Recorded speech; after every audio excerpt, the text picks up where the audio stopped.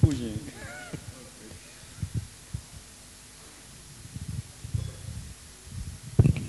Zaczynamy? Okej. Witam Was serdecznie.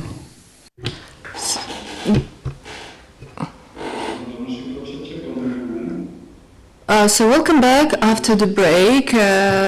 We are starting our third panel session. I hope that you already all have your headsets.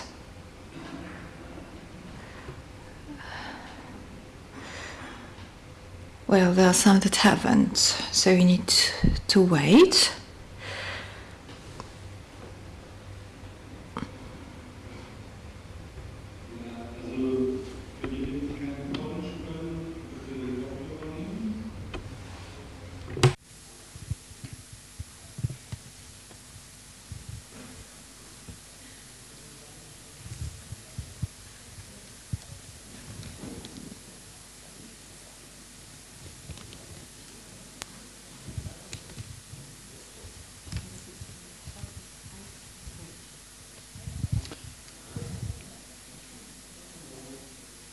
Więc jeszcze raz. So once again, welcome to our third and last panel session, because yesterday, or rather tomorrow, we are going the meeting of the Parliament of Swapford, evaluation meeting, the Parliament meetings. Work in that way that everyone who comes becomes an MP and gets the right to vote. So it's better for you to stay. But now we are at the third panel session.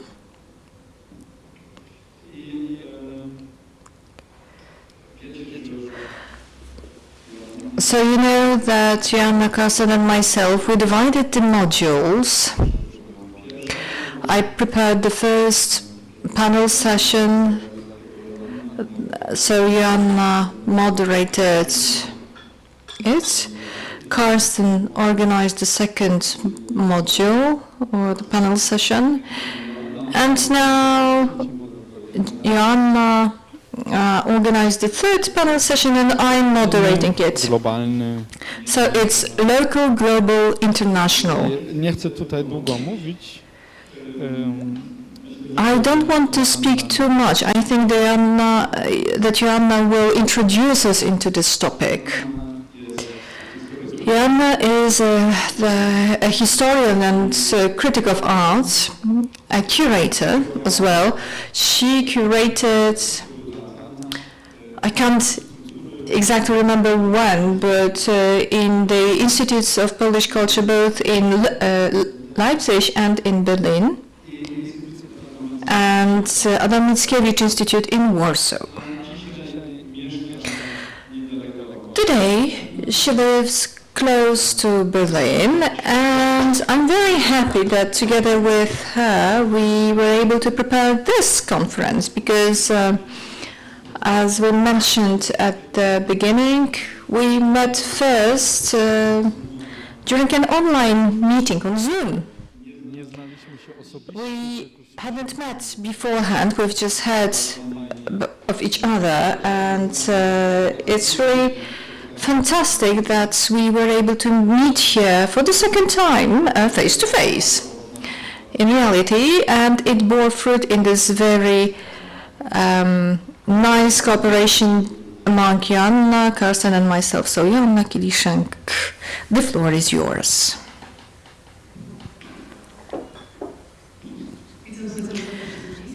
So welcome everyone, also the new arriving guests. I would like to mention Joanna Klas, who is the artistic director of Warsaw City, and Wojtek Stasiarz, but also Stefan Strux, the theater director, who has been involved in global projects when globality was yet an unknown topic. So it's not an incident, it's not an accident that, it's not a chance, sorry, that this conference is taking place in Słubice and Frankfurt by a different year. I've been already identifying in this new Amerika concept. So this concept of creating the thread of understanding, and I don't like this statement about building bridges, because I've been hearing about that for so many years and it has never related. So I'm more about people getting connected and creating a positive change for the future for others. So what else can we learn while we look into the eyes of other cultures? So this is what this panel session is going to be about. So a week ago we had a very touching event, and 3 women were its protagonists. They come from Africa. Traditionally, at the largest book fairs in Frankfurt am Main, there are awards for writers. So this year it went to Tsitsi Dangarenka. For the 12th time it went to a woman from Zimbabwe, an activist. So the Frankfurt am Main, there was also Miriam Mann who spoke, a spokesperson for multiculturality, who clearly opposed racism and allowing clearly right-wing publications to the fairs, and the audience was terrified. And her friend and half-sister of Barack Obama, she said, Alma Obama, she said, "It doesn't matter how difficult it is, but in a difficult country you have the time to see yourself, because others perceive you in a different way. So you have time to ask yourself the question, who am I? Because others try to define you." So let's treat the meeting today as an attempt to have an insight inside you, not ourselves, not only in art, but also into people who are somehow related to art. So Tsitsi Dangarenka, she said, let me quote it, "What we can do is to change our thinking patterns, thought patterns, word by word, consciously and consistently, and stick to that until we see results in the way we do things, and what consequences are they out of that." She went even further. So being from a different country, different culture, she told about a philosopher from 300 years ago. It's about Confucius. And she told us about this notion, I'm thinking, so I am, so hence I am. But she suggested to go even farther and say that the beginnings of this very known maxim are slightly different. I doubt, so I think, so I am. So these doubts are one of major driving forces that create new ideas. And she said something more. She also added one more buzzword, I am because you are. And this is perhaps the summary of what we would like to discuss today in a Swoopford German-Polish international constellation. But before we move on to discussing discourse in locality, globality, and internationality. So here you can see Tsitsi Dangarenka and Alma Obama. So, as Zygmunt Bauman mentioned, if we bring Europe to one term and one understanding, that would mean hospitality. Today, the Kantian thought about the civil right and the global friendship. She notices the basic truth that the earth is round. it's a sphere. So she says, as a consequence, that people won't be able to spread without stop. Eventually, they'll need to start bearing each other. So they will be forced to live in a neighborhood and in a society. So the civic community is required. So this culture and ethics of hospitality are very important because, let me quote here, hospitality is a culture in itself. It's not just a different kind of ethics. Ethics is hospitality, end of quote, Dirigen. So the hospitality is the largest, the most important distinctive feature of humanity. So in Poland, in Polish word, hospitality has a slightly different dimension than in Germany. Gast, the guest, and Vriend being different. It's not guest friendship. So it refers to the situation that we have now at the border of Belarus and Poland, and we've also saw what happens at the here in Sopot, and this notion of Omacht.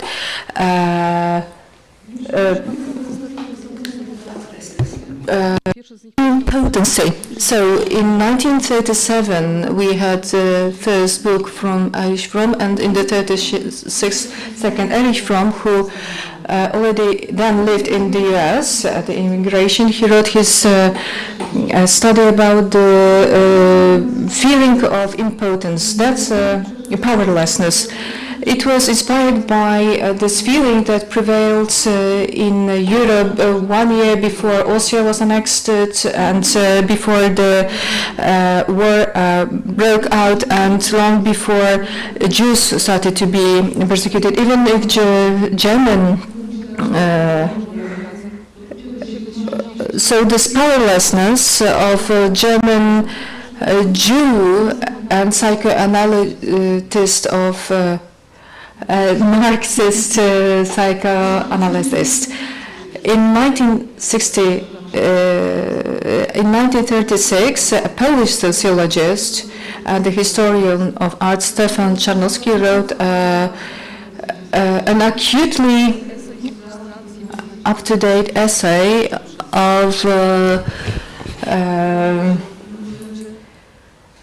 frustration and powerlessness in people who were faces power violence emerges. So there is also this note of hope that future can be somehow created. The third notion I'd like to introduce here is the reflection praxis, that is some kind of a hope. Coming back to the previous, while we talk about powerlessness, I want to refer to the second part, power. The strength, power, which we can find in powerlessness to change it somehow. So we need to leave, quit our own shadow. So coming back to reflexive thought, we have John Dewey here. In his book, How Do We Think? From 1910 and 1933, he described reflection as a process. He defined reflexive thought as active, persistent analysis of all beliefs or seeming form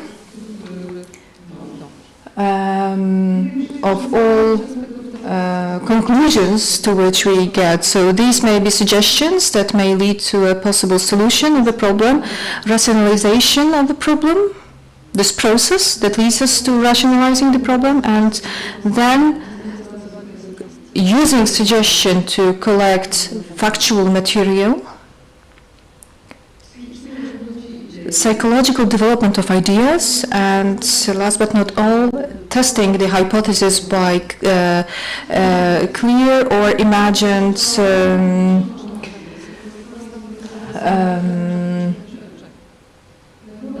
way. So summing up, this notion means constant and critical analysis.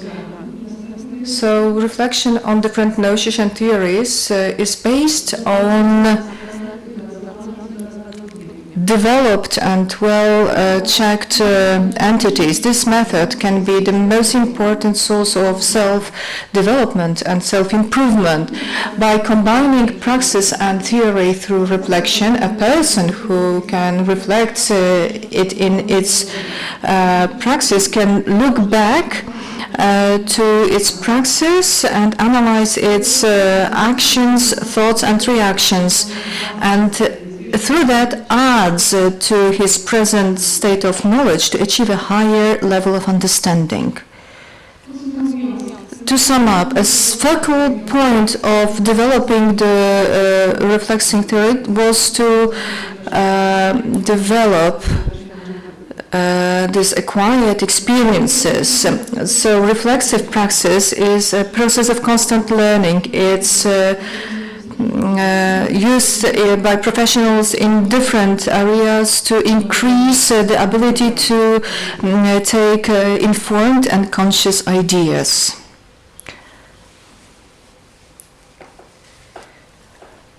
Decisions. So anxiety raises basic questions. So which will stay after we disappear? In the book, The Future is a Foreign Country. So David Lanter, the researcher of heritage, analyzes of constantly changing the role of the past in shaping our present life.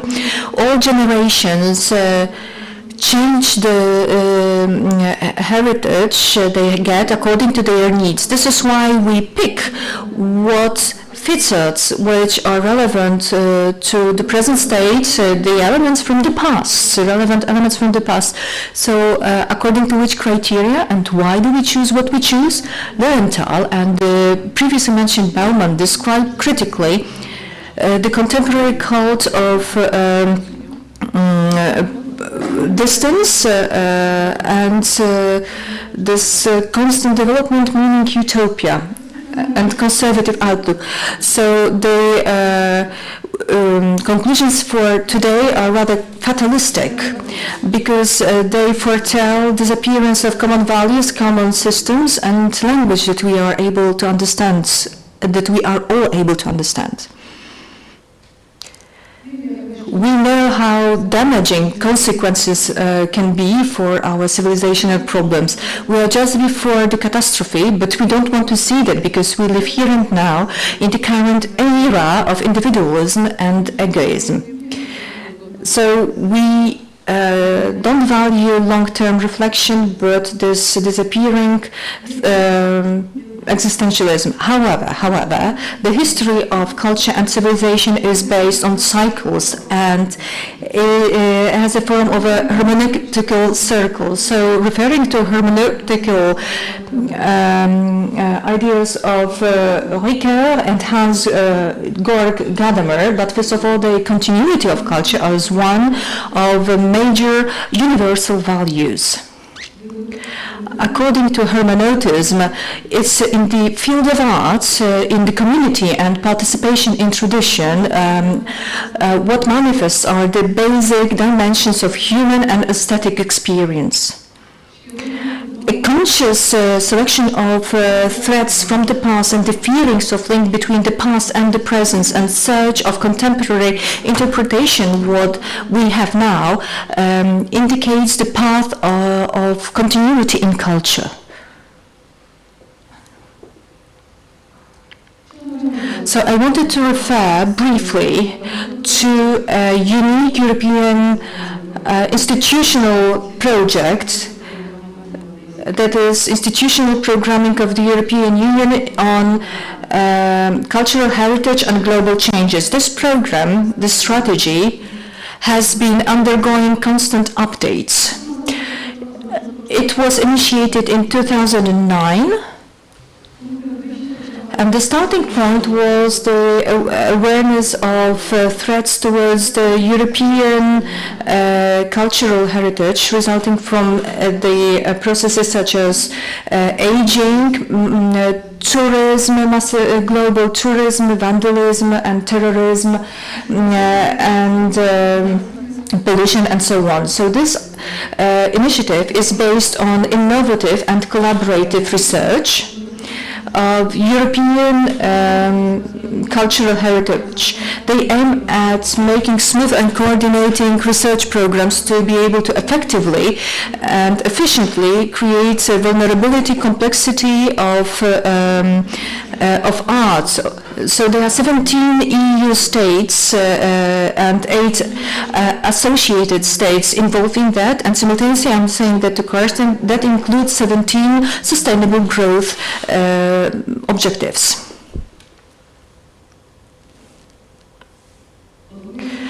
So they refer to 3 dimensions of our existence and heritage as well, material heritage and intangible and digital heritage, and I think that the 3 aspects are very important here.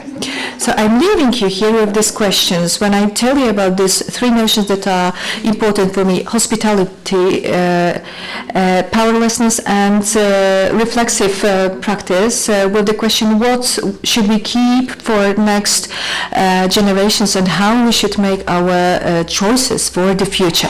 Thank you.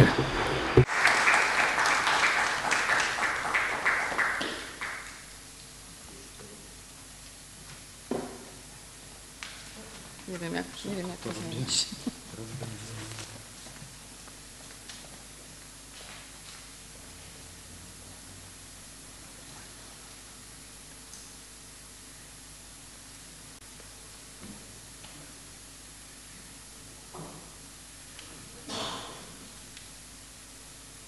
Nie mam. Czy ja dostałem jakąś prezentację? Nie ma, nie? Okej.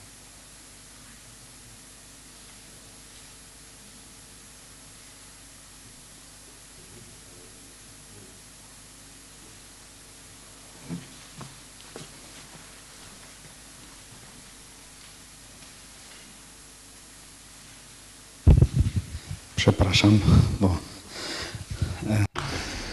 Apologies. Multitasking is not always easy. All right, thank you very much, Joanna.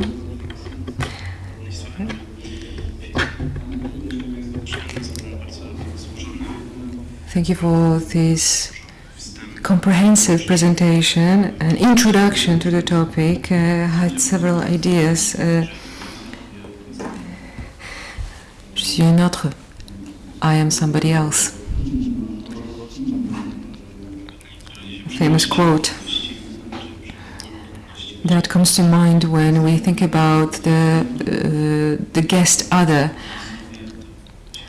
It's a dialectical question. When we think about and talk about ourselves, we automatically assume that there is another, and we close off.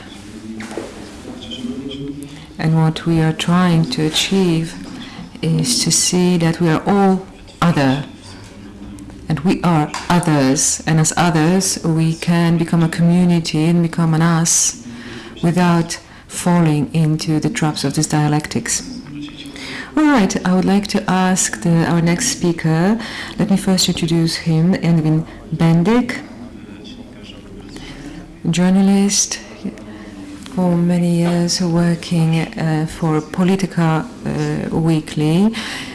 He's been describing many revolutionary ideas in many journals and media outlets.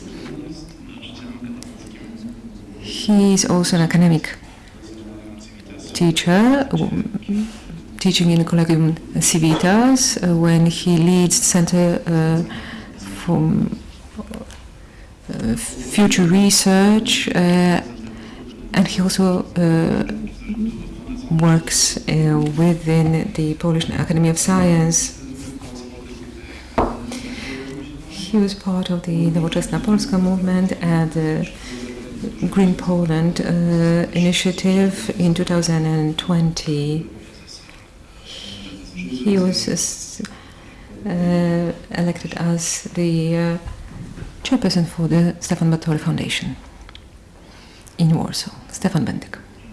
Edwin Bendik. Thank you very much. Thank you for giving me this opportunity to present at such an interesting conference. I'm sorry that I couldn't join you earlier yesterday, but even the module and discussions before lunch today have clearly demonstrated the importance of these topics, and I think what you have said before will resonate with what I'm going to say. I think Joanna set the standard very high. I'm going to approach this topic from a more empirical perspective, offering some reflexive generalization as well, perhaps. I hope that also the following presentations will provide the opportunities to trace these connections. I would like to start with the local level, and in a way try to capture the phenomenon of locality in the 19th century in Karl Marx's theories and his thoughts,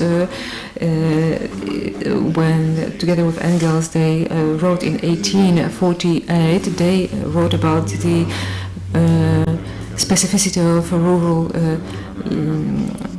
life, and then following further studies, contacts with rural structures, along with the experience of Obszczyna, the community life, Marx revised his thoughts, his theory, and rejected the model of universal path towards emancipation and change. We were discussing systemic change. He, even then, knew that there was no single path. What he wrote was perhaps true for the West, but it might not be true for other cultural areas. And in this way, he opened up the space for pluriversalism instead of universalism. This is something that resonates very strongly right now, especially in African philosophers and Latin American philosophers' theories, which display not only resistance towards Western philosophy, which is trying to explain others' experiences, but also the resistance towards digital universalism. The decolonization of technology movement is based on the fact that this philosophy as embodied in Facebook is actually an extension of the Enlightenment ideas, just like communism was actually an extension of such a universalistic idea. So the idea is to provide the opportunity for pluriversal approach by using local resources. I'm not going to use examples from Latin America or Africa, because I was inspired by Ignacy Karpowicz, a famous Polish writer. He was awarded an award by Our Weekly a few years ago, and when he was during the awarding ceremony, he shared a thought based on his experience, long-term experience of living in Africa. He then decided to go back and live once again in a village in Poland, near Białystok, and he told us that there's actually no difference between living in an African village and a Polish village, and it's inspiring in the same kind of way. Today, for those who are looking for the sources for social reconstruction, the category of Ubuntu, which seems to be important for many African communities, and African metaphysics, which actually enable a completely different relationship between a human and technology than Aristotelian or European thinking do, opening up new spaces. And enabling us to actually overcome the limitations that we discussed at the previous session. So I'm not going to go beyond Poland. I would like to invite you to join me on a journey to 3 locations, 3 villages. I'll start with the place that is closest to my heart. I come from Olsztyn, the main city in Warmian Mazurem. Before that, it used to be the East Prussia, and then Warmia again. It's deeply marked with history. The whole land is said to be under the curse of perpetual return. As soon as people were leaving, they had to go back. And then they were forced to leave again.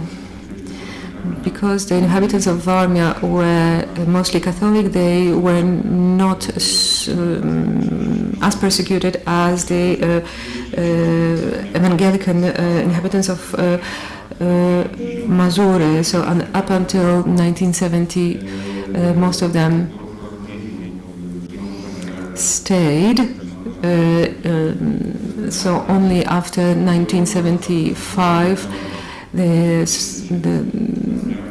there was a process of joining families.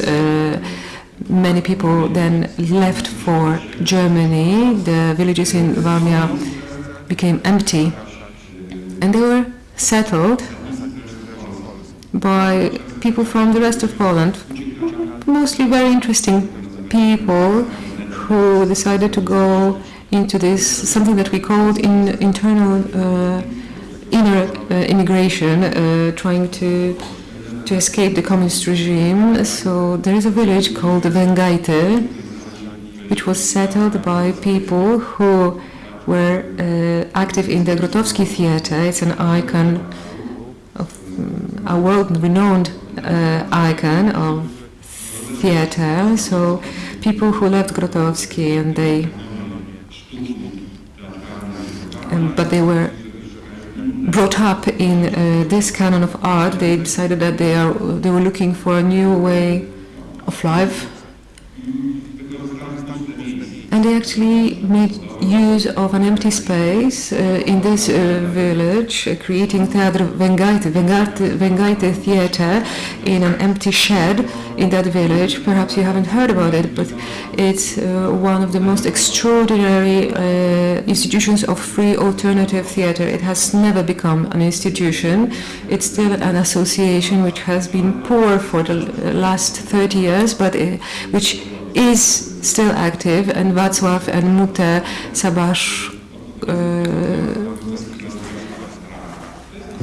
Sabaszko,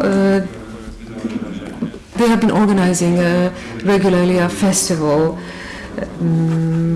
called Theatre Village. This is an Umphalus Mundi, the navel of the world, where suddenly in an empty space marked with the metaphysics of history, you see the concentration of energy from the whole world. You get to see people and troops coming from all over the world, now even from Belarus,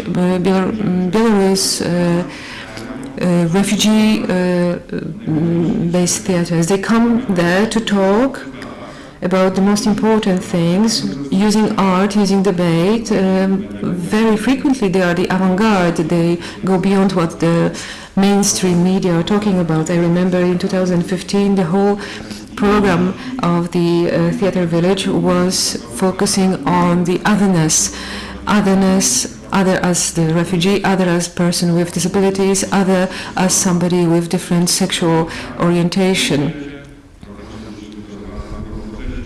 or gender. And even though the program was prepared 6 months before, suddenly we had this festival happening when at the very moment when the refugee crisis was exploding. So they were ready. They have already prepared to talk about it. Very interesting space. The place where people generate reflection, and perhaps create a utopia, micro-utopia or heterotopia. because this place does not refer in any way to the history of that place. It does not make attempts to artificially connect to the former inhabitants of that land. It doesn't seem to be important. They actually they use the empty space, the space left by, as the source of energy. That's the first story. Let's talk about the second story. In a faraway corner of Poland, Bielsko-Biała, and the village of Lanowice. The village which is famous for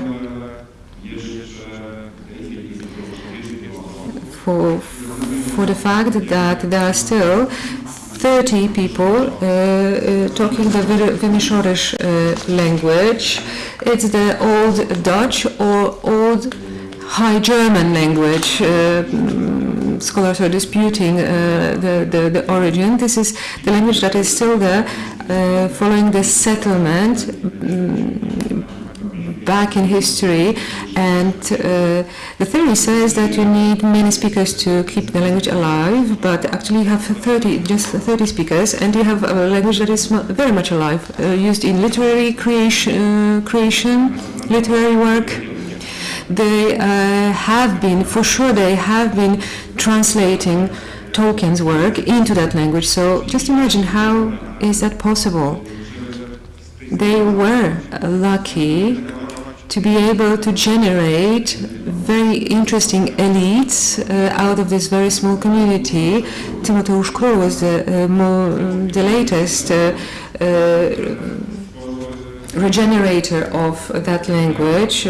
He decided, even when he was a high school student, he decided to create a grammar for the language and to keep the language in this systematic way. He is a genius. He's been funded by the Polish government out of the funds for these very talented children. So he created the grammar of the Wymieszorisz language. So, and then Lech Majewski made a movie, The Mill and the Cross, which was also part of the Sundance Festival, where he received a mention. The movie is based on one of the Bruegel's painting, and what is important is that the actors speak Wymieszorisz language, which is the closest to the Dutch as it was used in Bruegel's time, and Tymoteusz Król was consulting on that movie. The third story that I'm going to tell you about is the least artistic, perhaps, the most ordinary. The location is the village of Broniów, close to Żydłowiec, in the center of Poland, the area which is one of those which have been most affected by the negative effects of transformation, with 30-40% of the unemployment rate. All the industry that was active there went bankrupt. It was mostly military production plants. So people who were either working in these industries or working the land, they actually were left with nothing. Only after we joined the EU, there were some opportunities opening up for them through subsidies from the farming subsidies from EU, or the opportunities to go abroad and work there. So you could actually think that there might not be much going on during in such a place, and the most popular narrative about places like this is the pornography of poverty, showing people drinking cheap wine and other pathological situations. So what we needed a very good ethnographer, very sensitive ethnographer, to show that it's actually something else. We also, I'm going to tell you about this ethnographer. Everybody who's socially sensitive and culturally sensitive looks at the signs. When you go into the village, something that draws attention was that right after the signpost, you could see that the grass has been cut.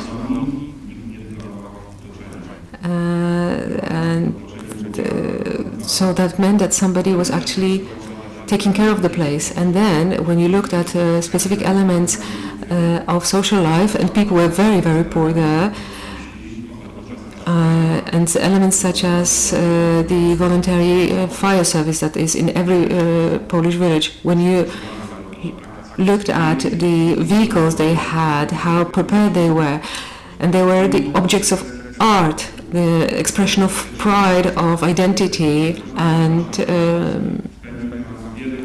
Tomasz Rakowski, who is actually the ethnographer there, he spent many months studying that place, and he showed that there was something very extraordinary there.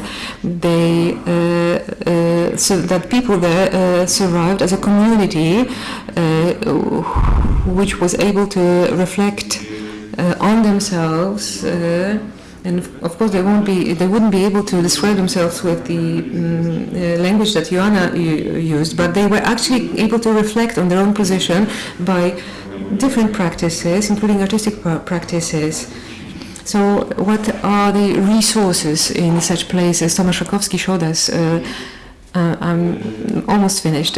So they were making an amazing kind of synthesis. Because they had experience in working in big industrial plants during the communist times, they actually had an experience of modernity based on some standardization on material, certain kind of material culture, and the kinds of ways of working with material reality that is only provided by industry. But because it was in a village and there were village inhabitants, they were also pre-modern, so they never got in touch with modernity in the conscious kind of way. So they learned about the standards, but in practice, in daily practice, they were actually resisting standards. So they keep rejecting, for example, what the market is offering them. The lawn mower that you can buy, anything that they buy that is needed in the household, they often rebuild it to adjust and tweak it to their own needs, and they're actually most willing to do things themselves. For example, to create the lawnmower using an old push, the pram, and an old engine, or they can reuse materials, quite amazing materials. And you can see that this is a kind of competence when we use the modern dictionary of the urban hipsters, that this is actually a maker's culture being developed there, with a lot of hackers' ethics, which rejects the standards. So we actually have a myth, or that the urban culture is talking about, and is lived there, a myth that we could see in the Bridge Plaza. Yes, there is this repair cafe. Tomasz Rakowski enabled these inhabitants to actually show it. And here's where I started combination exercise. The localities. Let me introduce another element of technology. We critiqued it and we criticized it, and we were right, but actually in the digital world there was something very important happening. Regardless of what is doing with us, regardless of how much are we able to control what it is doing with us, the digital transformation reshaped the social reality, introducing hybrid space, multidimensional space, where social space is no longer connected to geographical, to physical space. The connections, Tomasz Rakowski, what he did was to connect very quickly people from Broniów village with real hackers. And it turned out that at the level of materiality, not the reflection, but the materiality, that these people speak the same language, and they have this common resource that can be used to create stuff, to look for remedies, to look for answers and solutions that we were talking about. So these are these dispersed local initiatives. Joanna was asking about the future, we see how fragile and vulnerable such local initiatives might be vis-à-vis the big politics and the soulless forces. But that's actually not true when we look at our eastern border. Yes, that's true. This is a senseless, brutal state machine. But we also have very social reactions in, for example, the Michałów municipality, when women organize themselves and they're actually resisting the state apparatus. They draw energy from the fact that they are local there. This locality and the feeling of being grounded in this local community, in this particular place, gives them the strength to do things. All these initiatives have a chance.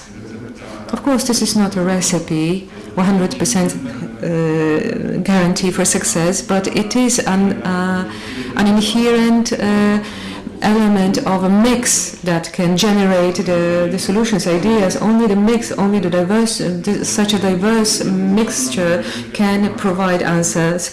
Marx already knew that there is no universal answer. The Bolsheviks and communists were not willing to hear him on this, but we do know that we need the multiplicity, many things that can then combine into a kind of republic, and out of this, the sum total of these individual sources, it will only then be able to create a project, draft of social transformation. Can we manage that? Well, I don't know. We're looking for an answer. We do have in our history, Polish history, one experience when we see that we cannot foresee stuff, but they are real. In 1979, Polish sociologists claimed that Polish society is being tormented by something that they called the sociological vacuum, that we are organized around the family, or we think in terms of a nation, and we are unable to build structures that are in between. We just don't see it. It's our blind spot.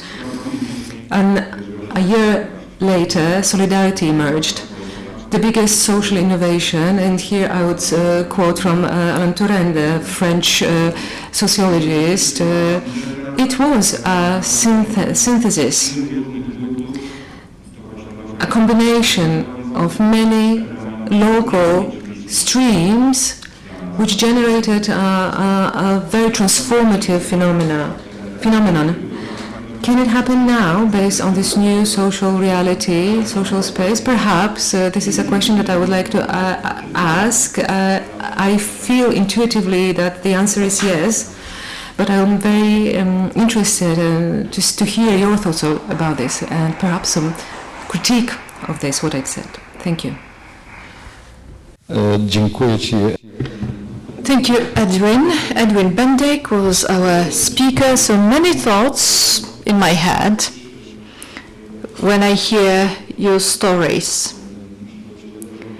As for the history, for example, if history of Słupfurt is future, and Słupfurt is the first town, village, town, city which develops from the past into future. How about this proposition? Secondly, as for being local or regional, we have a great example that here nearly all of us are refugees, migrants. By moving the boundaries, Polish boundaries, that was one of the largest human migrations of the times. So here have settlers who haven't been rooted here for several generations. Andrzej Stasik, for example, in his Galician stories, described stories by Lemkas, who were able in Mechnice to settle there and try to write their own grammar, to create their own culture or support their own culture. There are several thoughts in my head, but I don't want to make it longer with my comments. I think that Monika will bring it even closer to us later on. So let me now move on to our next speaker.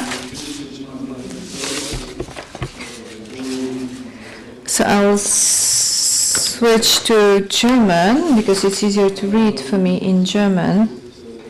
Pablo Virginski, he is a theater director and essayist and curator for Warsaw Biennale, and the curator, a founder of a theater association and manager Association for Contemporary Dramaturgy, a big social activist from 2003. He was a director and an artistic manager of artistic theater in Poznan. In 2010, he became the program director of Raport festival in Gdynia. In 2017, head of Bydgoszcz theater and the curator of the dramaturgy drama theater. So that reenact another project from 2017, Global Civil War, another project.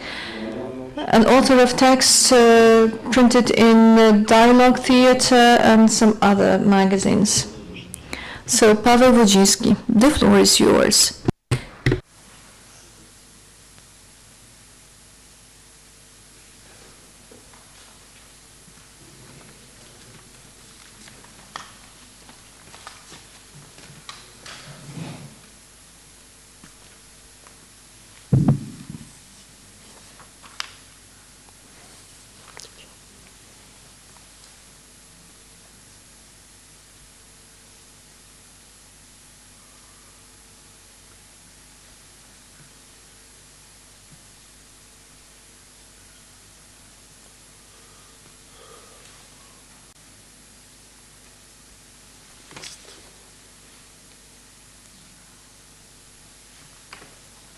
Super. Tak. Dziękuję bardzo. Przede wszystkim chciałbym podziękować. So thank you very much, and first of all I'd like to thank for inviting me here. I'm grateful that I can tell you a few words about Warsaw Biennale here, both about the institution itself and the activities that we've been running. I'll tell you how I made some choices regarding to the topics selected here, because of course I'm not able to tell you about all our actions that we've had. So there were several hundreds of them over the last years. So Warsaw Biennale is not an organizational office of an artistic event. That's a public institution created at the turn of 2017-2018. So we are very much different from other organizations which create or produce biennales.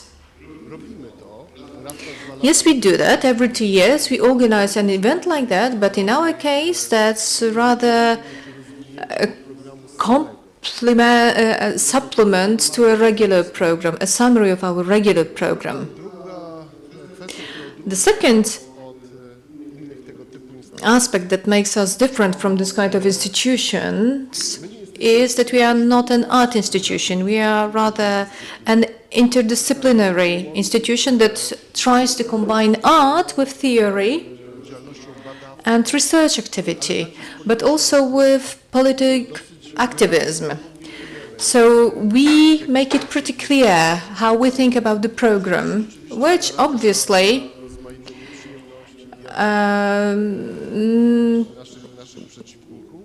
leads to some attacks. We are being attacked because of that by our opponents. We do not neutralize our political stand. We clearly communicate our opinions, and we do it clearly. We speak out. So the first cycle of our work, which was completed in the first edition of our Biennale, Let's Organize Our Future. It related to the future, but it also related to the ways we could organize the future. So it wasn't only about some speculative projects related to future, but about the ways we could actually implement those ideas, meaning specific organizational, institutional forms in which we could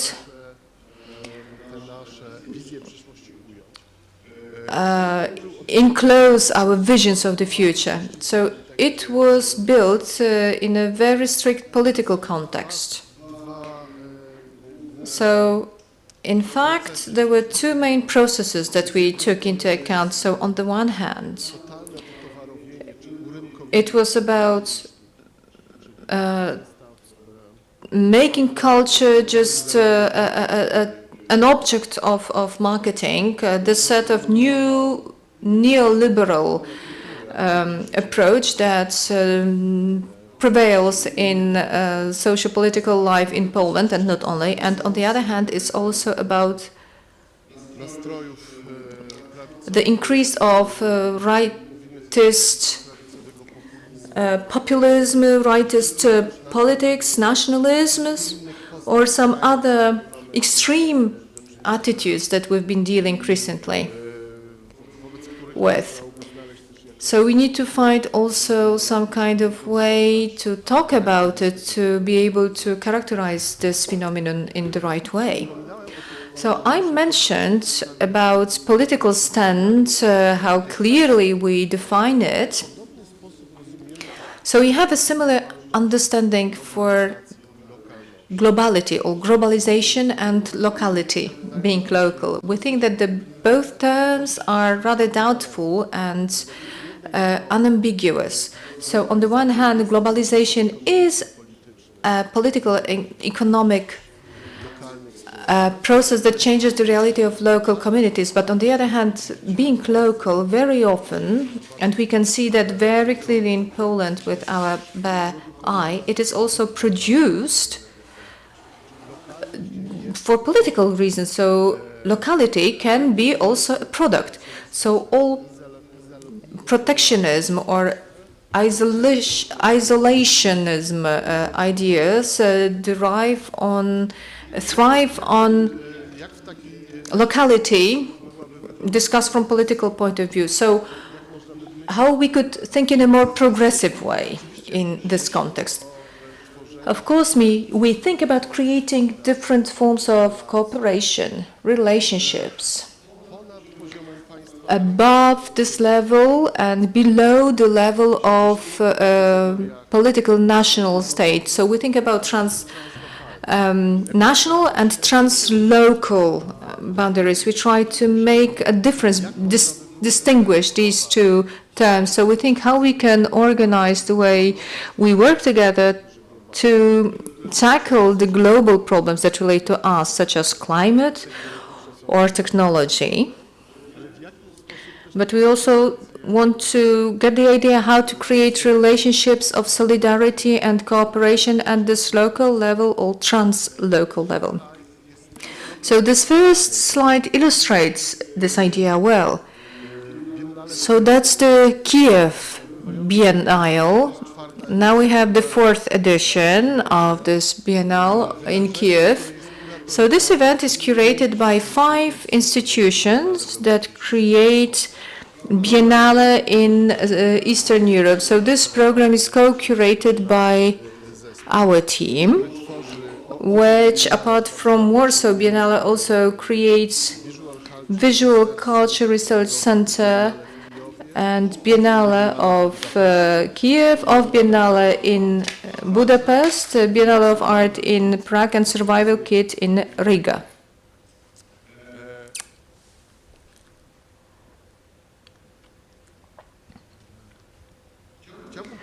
So I'd like to show you also a few examples of actions that relate to global and local matters, and to present how we could understand this possible mechanism, how we could construct, how we could build this real mechanism for building those relationships. During the first edition, we had 4 meetings. The first meeting, the Polish Social Forum, was located in the local environment. It was about local representatives of associations. The second was called TransUnion or TransUnions. So it was created together with us by Jonas Stahl, a Dutch artist. So that was a meeting of representatives from organizations and initiatives that act above national states. So we discuss about organizations such as Black Lives Matter on the one hand, on the other hand, such as African Union or other UN agendas, for example. So we wanted to build a group of people where we could discuss whether there is any chance to create some mechanisms which we could use to solve real problems that are noticeable at this transnational level. So another event was a convent of women farmers, and that was a meeting of representatives of eco-feministic collectives from all over the world, from Bekaa Valley, Rojava, so South Syria, Chiapas, from Colombia, and of course from Europe as well, Germany, the UK, and Poland. In my opinion, this example was the most successful example of a meeting where it was both about sharing experiences and literally sharing seeds that women brought there. So it was very specific. This cooperation could start blooming because it was based on real farming practices that these women activists actually use. So the third event was a forum, East European, South African, Middle East Forum. A very long time. It spoke clearly about the refugee crisis and this anti-refugee, extreme rightist politics. It was to remind that Poland is present in the Middle East, South Africa, that we have students from these countries studying in Poland. So some relationships that were built at the time. It was also an attempt to discuss if there is any chance to discuss and create some other relationships, to create a different language to discuss these problems. So during the first edition, there were several actions that we were able to carry out. They were very much related to local issues. So sometimes they were in contradiction to our main idea to find common ground. So this is an example of an exhibition called The Art of Foreign Artists Living in Poland, curated by Jan Simon.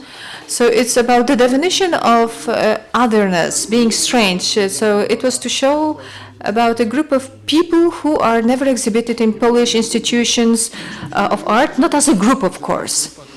We obviously do not think that they are distinguished by being foreign artists living in Poland. We rather wanted to make a strong introductory gesture to introduce them into this official space. Although Warsaw Biennale, it's hard to call it a public space. We also create discourse because we are an editing house and we have some lectures. Here you can see a conference which resulted in a publication of a book that you can download from our website of Biennale. The missing denominator Universalism and Progressive Cultural Politics. That was the English title. We are trying to find some framework, if there is a common denominator. If there is a common framework that is not universalism, understanding it as a European universalism that could help us to create these relationships. We know it very well from our European experience. Discourse related to identity, cultural wars never help to create these relationships. They rather tend to segment and divide us, to create some niches or bubbles. So these are the photos from Skip the Line exhibition, Populism and Contemporary Promises. Washington attempted to catch this phenomenon of populism not as a specifically Polish phenomenon or a peripheric phenomenon, but as a global phenomenon, meaning by showing not only Eastern Europe, but also other spaces.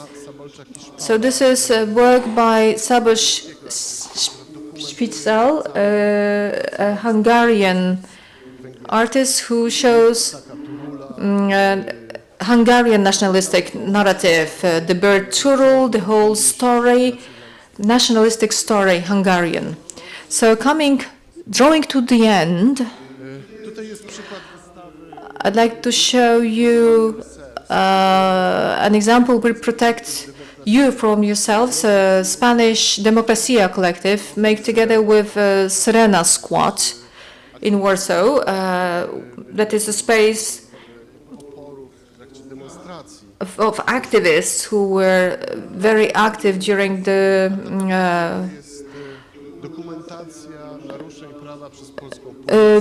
protests last year. So this board presents how documents how police breached law, the violence applied to organizations on people during different events or riots on civic society. East Europe Biennial Alliance is another initiative. This is the organization of 5 biennials. If I were to say what I think is specific for us, so there will be these 2 slides that will be most characteristic. This is the project from the series Landscapes and Bodies, and these are photos from an event that's a documentary spectacle, Model Slavery. The first project talks about working in mines in Coltano, Indonesia, Congo, also in Germany, in coal mines or gold mines. And the second talks about forced labor in the Polish and Italian context. It talks about Polish immigrants who worked in labor camps in Italy 10 years ago, and today how Polish migrants work in restaurants in Warsaw. So these works show, I'm not sure if these are structural similarities. Yeah, they show similarities, structural similarities between the 2 groups. What makes us different here is that we abandon the cultural context. So our projects very precisely define economic, political, and social fields, but they do not get into the cultural or identity field, which, as part of all cultural wars, we find them pretty risky. We think that getting into this field of culture would rather generate conflicts than alliances. So we prefer to move at this social and economic area because there are some specific topics that can bring us together. So last but not least, I would like to show you 2 slides that are compiled in a sequence. And I felt really sorry when I saw them, because this is the project Female Refugees, a documentary spectacle created by female refugees from Dagestan, Chechnya, and other countries. They created their own theatrical play where they were telling about their status of refugees. And that was 2 years ago. And this is a piece of art that that is hanging in our window. It was made by a Warsaw collective. You can see it well here. It includes 130 names of immigrants, refugees, who were at the Polish frontier now, and they went missing. We don't know what happened to them. When I combined the two photos, we realized that this is the path that we've been going through, starting from presenting this experience in the mainstream theater, because it was also showed on a regular stage, to the banner of with names of people who just went missing. We don't know what happened to that. Of course, this is just a small section of what we do. I didn't mention our social activity or activity related to nature or technology politicians. I decided to focus on projects that relate to our main topic: globality, locality, or translocality and transnationalism. I don't know how to define it in Polish. Thank you very much.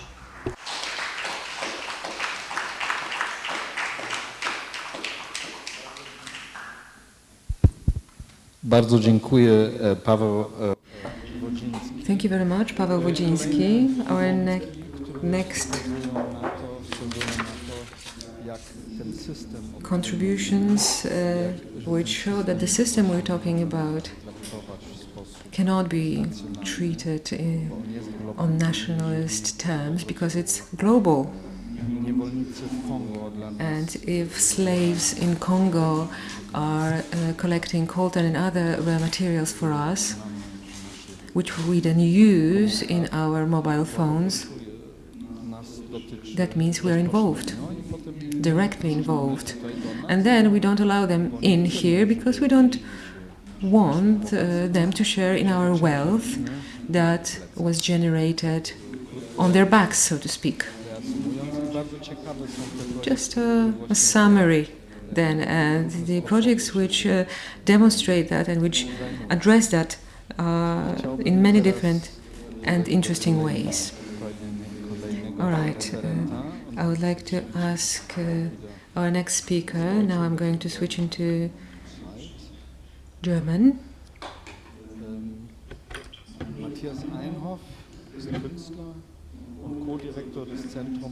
Matthias Einhoff is an artist and a co-creator of the Museum of Art and Urban Planning, co-creator of Kunst Republic Collective, an activist, scholar in the Monuments Park and Sculpture Park in Berlin, the Bazaars Pakistan Festival of Culture in Berlin, and the 5th Biennale in Berlin, Biennale Jakarta 2013, in Salzburg, Mannheim.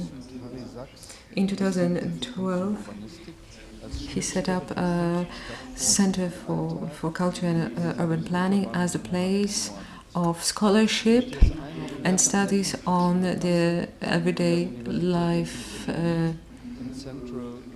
uses of art in the Moabit railway station.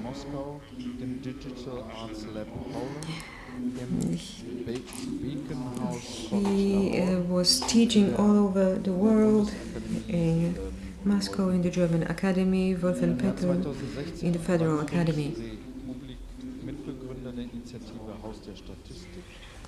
Kunst Republic is the co-founder of the House of Statistics, looking for connections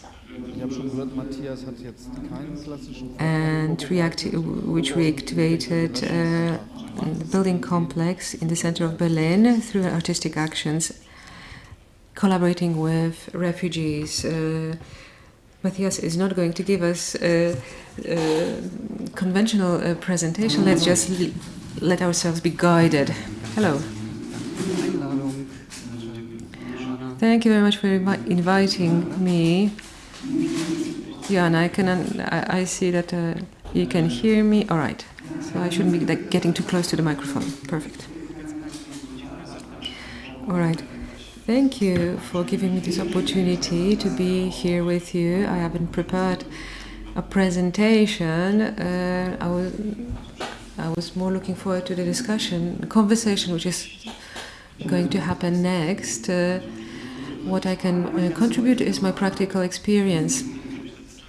So I'm going to try and do something that I have experience with. I've been moderating a lot of panels, trying to connect different positions and different thoughts, different ideas. We have heard many different ideas, diverse ideas about the global citizenship, about global community, how art can hack the problems and issues of our world, as was stated in the beginning. Perhaps I could comment on these on the basis of my experience. So I'm going to try and make a network out of them. So the big answers to big questions. SM58, it's a microphone for musical production. I used to be a musician, so I know, and instinctively I'm trying to approach the microphone as much as possible. So as a musician, I'm just drawn into the microphone, towards it. Sorry about that. So my work involves a connection between art and society, and here we're talking about exactly this: art and society. As an artist, I graduated from the Academy of Fine Arts in Berlin. Together with my colleague, we decided to set up a house of art. Our central thesis was to try and generate global discourse connected with local practice within our center in this former goods railway station. We are collaborating with a network of international artists with whom we've been organizing expositions every month over the last 10 years. We organized lots and lots of such exhibitions. And even though we had artists from all over the world, we somehow realized that we were homogeneous in our approach. We keep being surprised how artists from different countries can actually present a homogeneous approach. So at some point we faced a question how to escape this kind of bubble. And we are trying to achieve that through local practice. In our part of the city, we involve people who are first generation or second generation migrants, and the questions that they ask are very different. How to participate in a community, how to participate in its wealth as well. So we are actually talking about certain discourses and which are not easy to break because of habitual patterns of thinking. And then we have this novel kinds of society. We created a series of formats which were designed to be an offer that is easy to follow, easy to engage in. Let me give you some examples.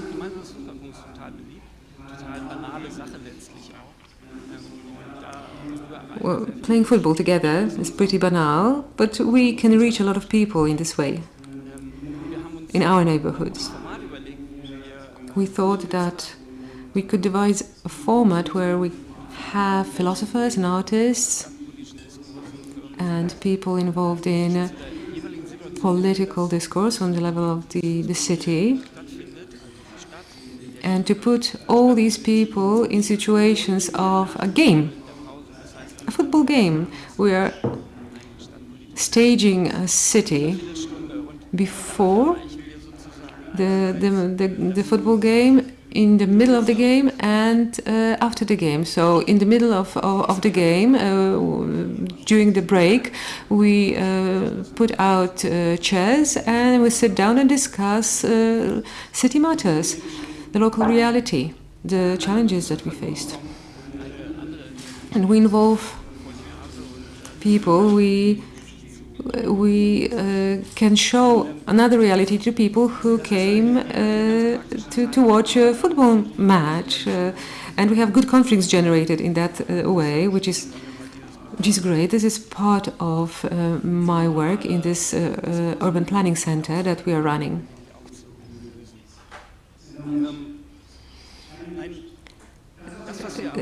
And by doing this, we are trying to somehow avoid or counteract and mitigate this homogeneous nature of our discourse. We are also trying to forge our collaboration with different artists in different formats and have a real impact on the urban politics of Berlin. We are using our artistic heart to do that. On the other hand, we also use our will to effect real change and have real impact.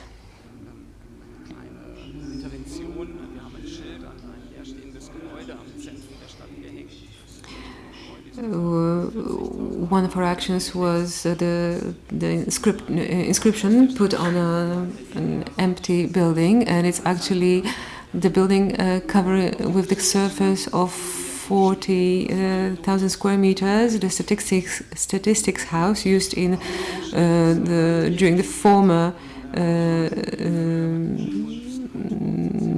DDR times. And we just wrote that this is the place where there'll be the place for social matters. So we kind of went beyond advanced the future by just speaking about the future. And in this way we created a place where the discourse was supposed to happen. Indeed, out of this artistic action, it generated a small realpolitik reform, which we are now trying to use to change the city in a more inclusive or non-inclusive way by creating and generating dystopias and utopias, and by actually going through all the instances. So trying to reach and go through all the administrative steps that are prescribed for such change. Every week we are meeting with public administration for urban planning. We have created instruments to create another model of the city, more inclusive city, allowing for more integrative work.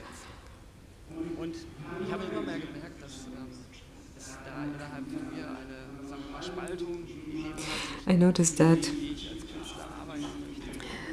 there was a division emerging in myself, ideological division, because as an artist I don't always want to be comfortable. I sometimes want to find something problematic, but it does not always go well hand in hand with what I want to achieve.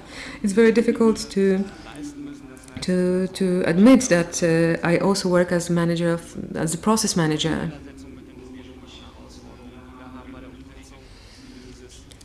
And I have to deal with realpolitik, with economic issues, with this almost utopian project of setting up the statistics house. And we noticed, our collective, Art Republic, that we need to support this practice And we're actually trying to support it. I'll give you a specific example. We are trying to create together in collaboration with local administration to create a new collaborative space by acting totally transparently as artists and as citizens interested in the project. We want a full openness, full formats and full inclusivity of also the city in this, which also means that we need to ask ourselves and answer legal questions and financial questions. As artists,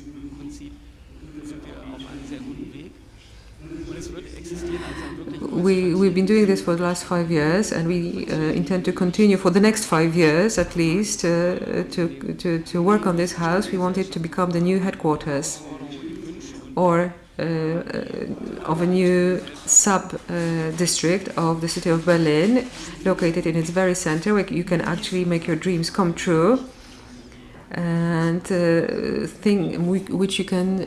where you can implement things that will then be reflected into the society. And this is also something of thinking parallel to the pro-market or the for-profit thinking. This is the position that we are holding, which we are trying to defend. Somebody asked, how can we face future challenges, not only urban challenges, such as how to create an inclusive city,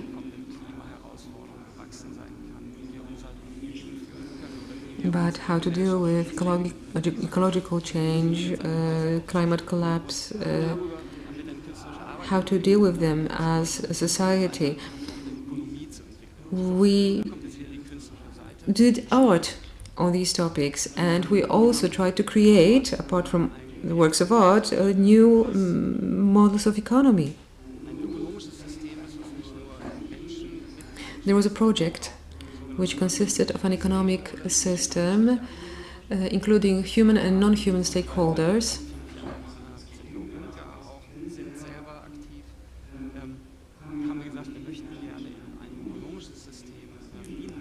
As active individuals, we decided that we also want to include bees into our system, into our economy. And the bees were not to be represented by a group of activists. I mean, real bees were to be part of the system. We used technology to achieve that. We used the blockchain technology. I don't know if you are familiar with that. Bitcoin is also based on the blockchain technology.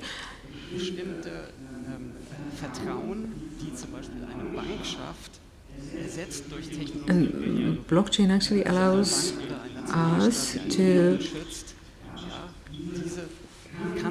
replace trust, which we had to give to the state or the bank, by technology. So this is a completely utopian idea. Technology provides such this trusted solution, and then in this way we are able to find a way for the bees to also communicate. We put a matrix in a beehive, measuring things that are important for the bees, temperature, humidity, etc. The bees need special conditions in order to be able to grow and to exist. So it needs to be 40 degrees Celsius. The bees actually tell us what they need, because they disappear if the conditions are not correct, are not right, and we can see that immediately because we are measuring these factors and we are tracking their migration. So in the system we can also pass a message on to the bees that if they are there and care for us, we can offer them something in exchange, we will care for them. And bees can actually also see that they can benefit from something. There are 17 billion euro generated by bees around the world every year because of the pollinating action, not only the honey that they produce. So we can actually, if they contribute to the economy, why not make them also a part of the benefits? So this was the project of us talking to the bees and negotiating with the bees. This kind of economic system and the model can be perceived as a dystopia, but actually this is just the example of a way how we can include non-human participants into our systems, into our well-being. The same goes for trees. The trees can also communicate through a kind of algorithm. If the trees are not feeling great, we can have some measures that will tell us people immediately that is the case. It's difficult to explain these projects if I don't have the visuals, but I hope that you'll have now the notion of the processes which actually allow for some negative visions of the future, but their aim is not only to create a positive vision of the future, but actually to show different paths towards different futures, to depart from the paradigms of thinking and to ask uncomfortable questions and open up new horizons of impossibility. And that's actually my work. That's what it is about. To work at the frontier, make breakthroughs, show the paths. On the other hand, we need the part of the job is to do a real job here and now and to affect real physical change around ourselves and to face and deal with real solutions, not only my own, not only my problems, but also problems of people that I might not know so well. Herzlichen Dank. Thank you very much, Matthias Weinhoff, and eventually you were able to deliver us a real lecture, and thank you for that. So that was very interesting. You talked about what we've already discussed in our working group about the system, and it's a very interesting aspect because we should include plants and animals into our processes and take their condition into consideration. So I suggest to close our live stream part. I would like to thank all our online participants. Now we'll move on to work in our groups at the tables. So let's take a 5-minute break and then we'll sit by the tables or just around one table, just like before, and carry on discussing. Joanna prepared 3 questions for us. But first, Monika Stefanek, who is already scratching her head, she'll try to make a summary. But first, 5-minute break. Thank you.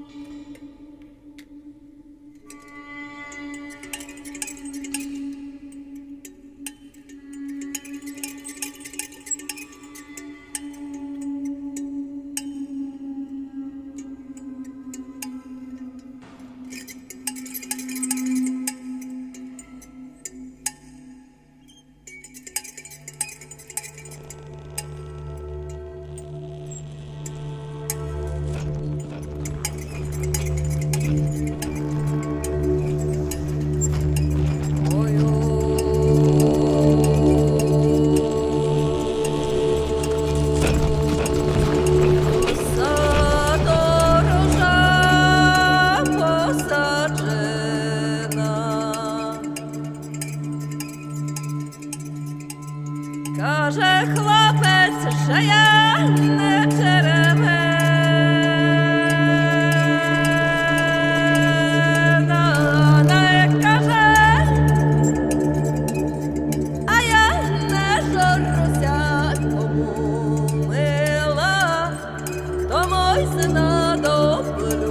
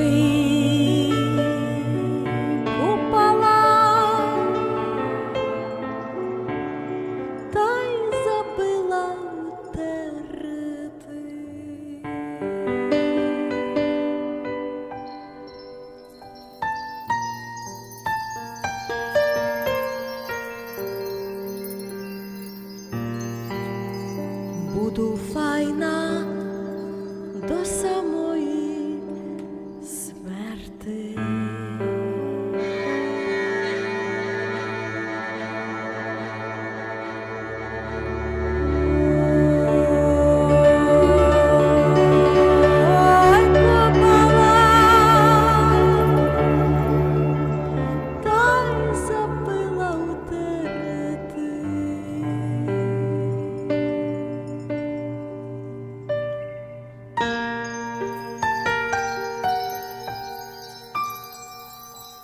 Буду файна до самої смерти.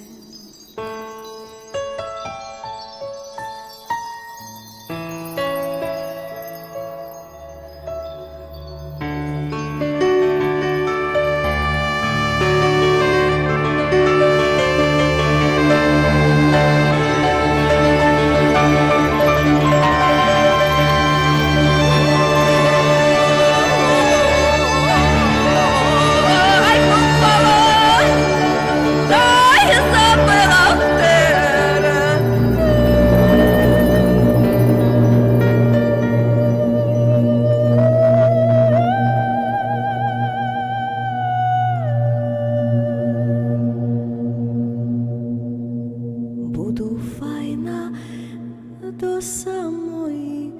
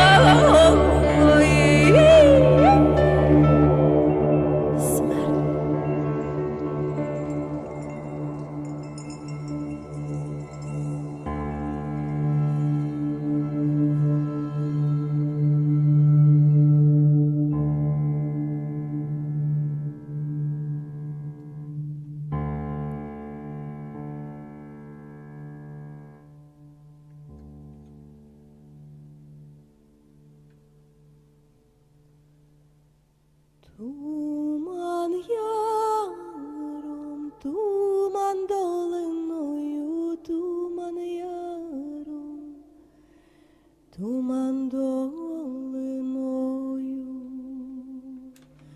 туман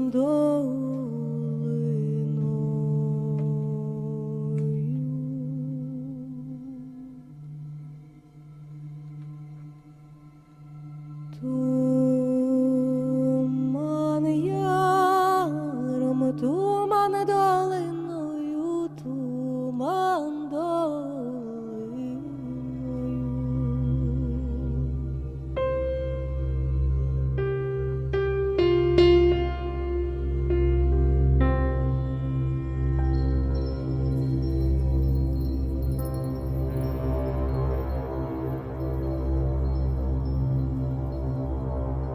Туман яром, туман долиною, туман яром, туман долиною. Туман яром, туман долиною, туман яром, туман долиною. Туман яром, туман долиною, туман яром, туман долиною. Туман яром, туман долиною, туман яром, туман долиною. Туман яром, туман долиною, туман яром, туман долиною. Туман яром, туман долиною, туман яром, туман долиною. Туман яром, туман долиною, туман яром, туман долиною. Туман долиною, туман долиною, туман яром, туман долиною.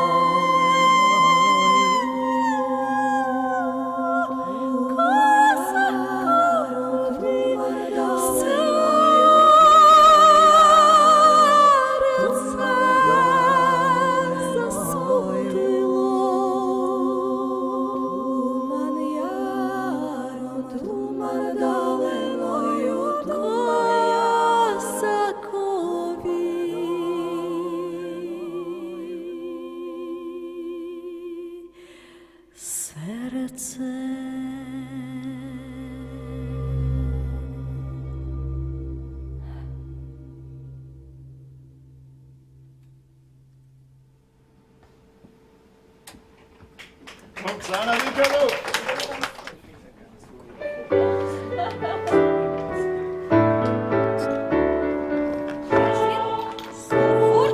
Żelec, Dziekwalde, nas Forst.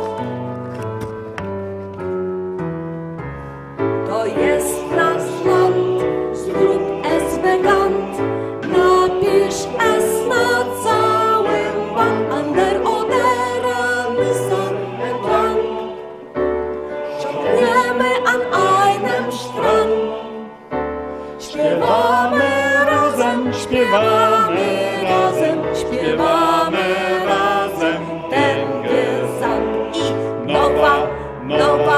nowa Amerika, dla nas dieses Land to wspólnota, nasza Gemeinschaft jest wunderbar. Zusammen jesteśmy Nowa Amerika. Szczecin, Slupfurt, Zgryszelic, Dziekwalde, Forst. I między halbpłynnymi Grenzen leben, razem wollen wir do szczęścia streben. Tu chodzi o to, zu verstehen, że jest nowy Braun zum Ideen, a więc lass uns hier alle stehen. Nowa Ameryka pomaga, by wir sehen. Nowa Ameryka, dla nas dieses Land to wspólnota, nasza Gemeinschaft jest wunderbar. Zusammen jesteśmy Nowa Ameryka, Nowa Ameryka, dla nas dieses Land to wspólnota, nasza Gemeinschaft jest wunderbar. Zusammen jesteśmy Nowa Ameryka.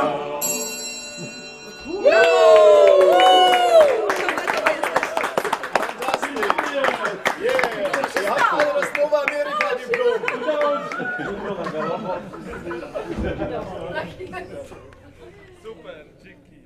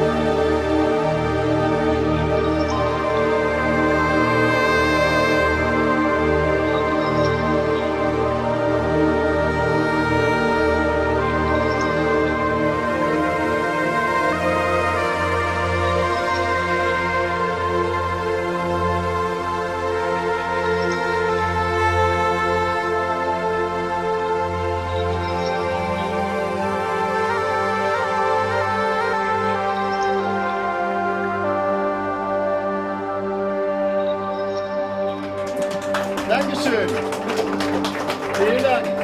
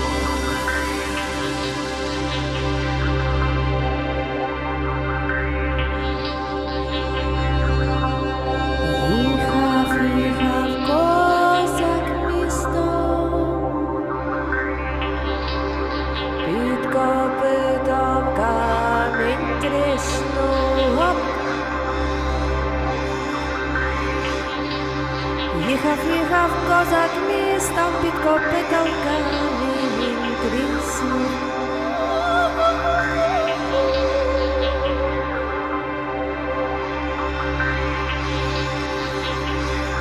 Соловейку, рідний брате, виклич мене дівча з хати.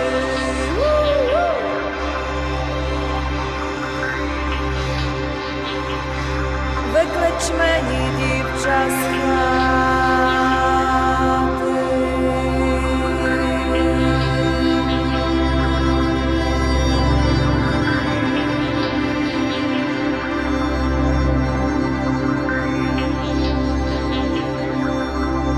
Виклич мені дівча з хати, щось я маю їй спитати.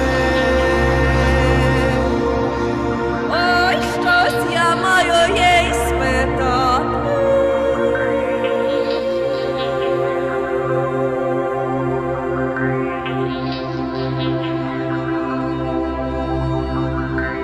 Щось я маю їй спитати, чи не била вчора матку.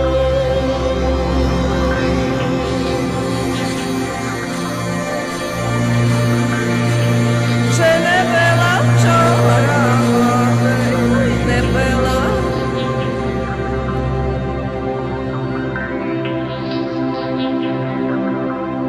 Чи не била, не сварила,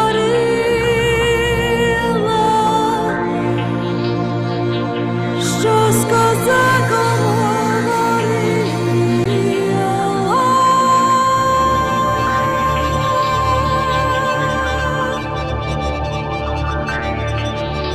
що з козаком говорила.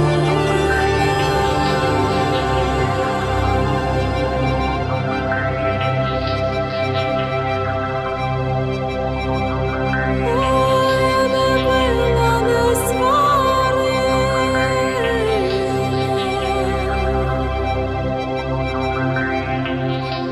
що з козаком говорила,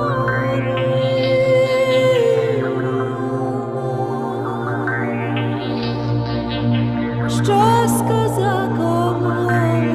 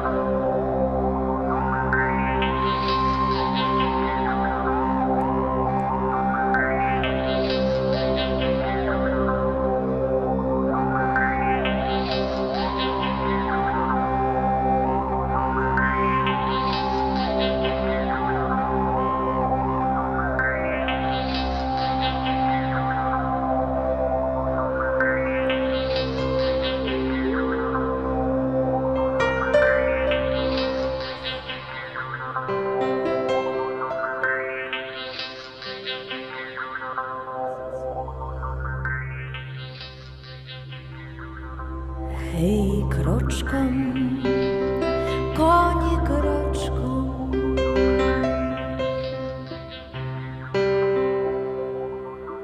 Hej, kroczką, konie kroczką, горестим поточком.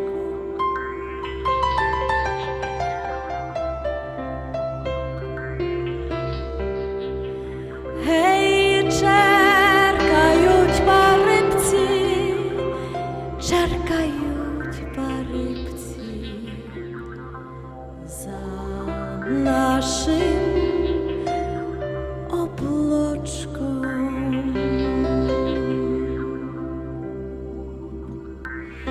Hej, czekają parybcy, czekają parybcy za naszym obloczkom.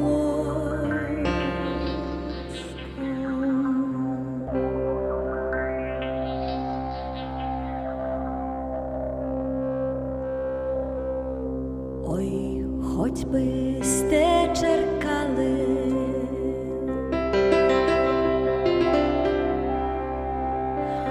oj, choćbyście czerkali z wieczora do rana. Oj, ja do was nie wyjду, ja do was nie wyjду, bo wszem zruczkowana.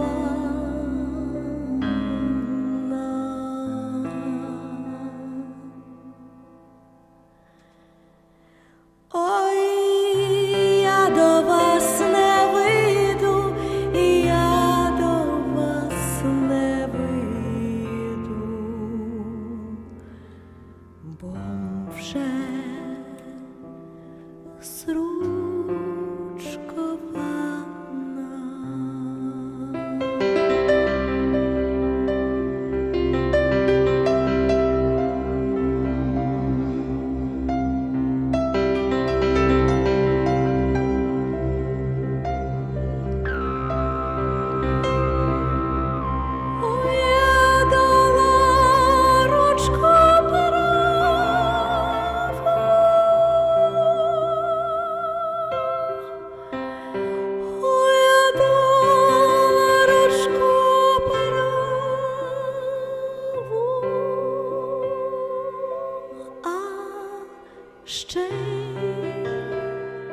ще йому дала ліву, ще йому дала ліву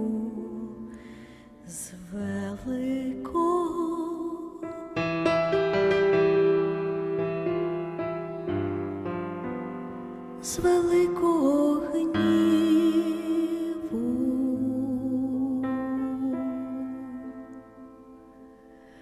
А ще йому дала ліву,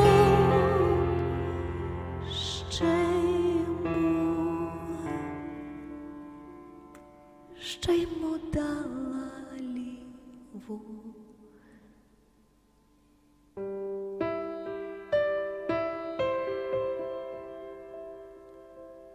З великого гніву.